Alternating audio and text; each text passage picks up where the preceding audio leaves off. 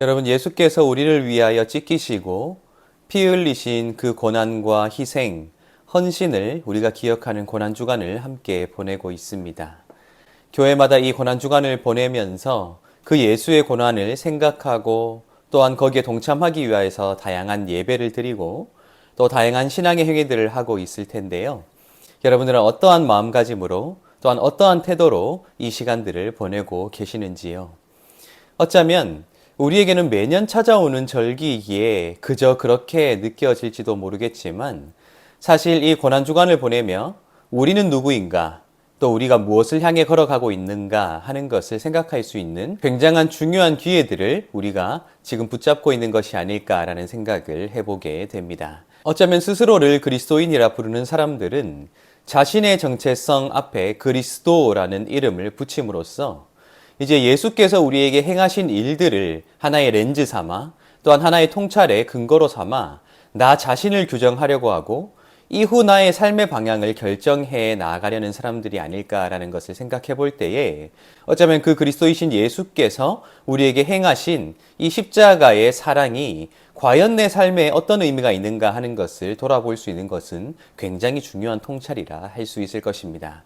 그런 의미에서 오늘 우리가 함께 읽을 누가복음 22장 14절부터 23절까지의 말씀에는 예수께서 우리를 특별한 자리에 초대하고 계신다는 것을 기록해 주고 있습니다. 제가 읽어 드릴 테니까요. 한번 잘 따라 읽어 보시기 바랍니다. 때가 이름에 예수께서 사도들과 함께 앉으사 이르시되 내가 고난을 받기 전에 너희와 함께 이 유월절 먹기를 원하고 원하였노라. 내가 너희에게 이르노니 이 유월절이 하나님의 나라에서 이루기까지 다시 먹지 아니하리라 하시고 이에 잔을 받으사 감사기도 하시고 이르시되 이것을 갖다가 너희끼리 나누라. 내가 너희에게 이르노니 내가 이제부터 하나님의 나라가 임할 때까지 포도나무에서 난 것을 다시 마시지 아니하리라 하시고 또 떡을 가져 감사기도 하시고 떼어 그들에게 주시며 이르시되 이것은 너희를 위하여 주는 내 몸이라. 너희가 이를 행하여 나를 기념하라 하시고 저녁 먹은 후에 잔도 그와 같이 하여 이르시되 이 잔은 내 피로 세우는 새 언약이니 곧 너희를 위하여 붓는 것이라.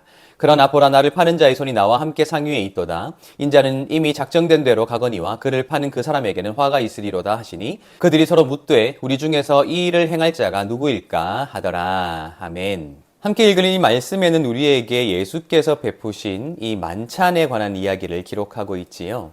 이른바 우리에게는 최후의 만찬이라고 잘 알려져 있을 텐데요. 사실 저는 이 최후의 만찬이라는 용어가 잘못된 것이 아닐까라는 생각을 해보게 됩니다. 왜냐하면 신앙의 관점에서 예수께서 행하신 이 만찬은 이제 첫 시작이고 우리가 계속해서 기념하며 행해 나가야 할 것이기 때문에 최후의 만찬이라기보다는 최초의 만찬이라 할 수 있겠지요. 그것이 언제까지 이어져야 하는가 하는 것이 16절과 18절에 기록되어 있는데요. 16절과 18절은 이렇게 되어 있습니다. 내가 너희에게 이르노니 이 유월절이 하나님의 나라에서 이루기까지 다시 먹지 아니하리라 하시고 18절은요. 내가 너희에게 이르노니 내가 이제부터 하나님의 나라가 임할 때까지 포도나무에서 난 것을 다시 마시지 아니하리라 하시고 라고 되어 있습니다. 결국 예수께서 하나님의 나라가 임할 때에 그곳에서 이루어지게 될 영원한 만찬을 가리키고 계신다라는 것이지요. 예수께서 처음으로 시작하신 이 만찬이 하나님 나라에서 완성되어질 때까지 계속해서 이어지게 되고요. 우리가 그 영원한 만찬에 참여하기 위하여 날마다 훈련해 나가는 과정이 바로 이 밥상에 참여하는 일이 아닐까라는 생각을 해보게 된다는 것입니다. 그런데 오늘 이 예수께서 베풀어 주신 이 만찬이 바로 유월절 만찬이라는 사실을 기억해 볼 필요가 있습니다. 우리에게 잘 알려져 있듯이 유월절은 유대인의 고유한 명절 가운데 하나였습니다. 이집트에서 고생하던 그들을 하나님께서 돌아보시고 그들을 구원하신 것을 기념하며 그들이 반드시 가족들과 함께 식사하며 기념해야 하는 일이 바로 이 유월절이었다라는 것이지요.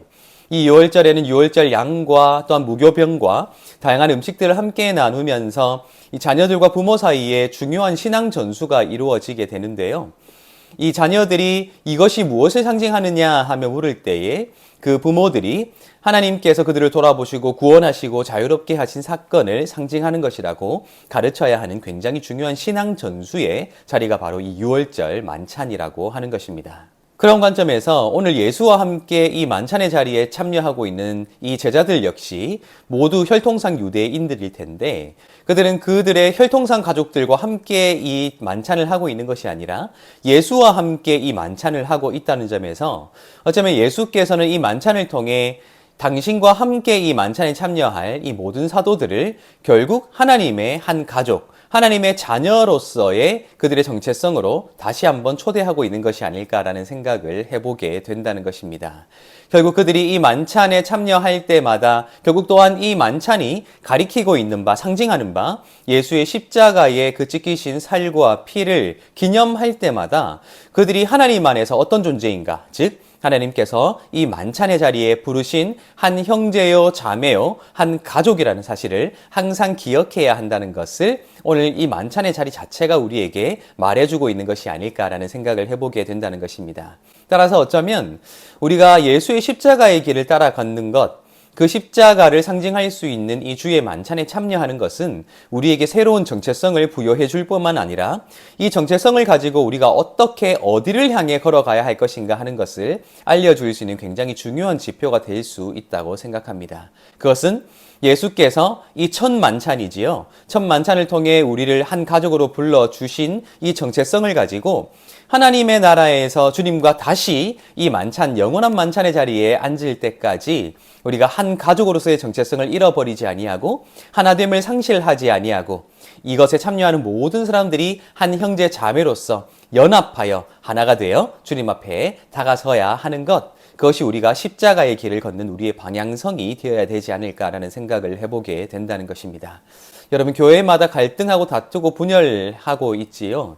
그럼에도 불구하고 우리는 때에 따라 주님께서 제정하신 이 성만찬에 참여한다고 우리 스스로를 생각하는 것도 사실일 것입니다. 그러나 우리가 그 몸에 참여하기 이전에 우리 스스로를 어떤 존재로 돌아보아야 하는가, 또 우리 스스로를 어떤 존재로 만들어 가야 하는가는 분명하다 할 수 있을 것입니다. 여러분, 고난주간을 보내고 있습니다. 고난주간 이 시간들을 보내는 우리가 누구인가? 우리는 무엇을 향해 걸어가고 있는가? 굉장히 중요한 질문이지요.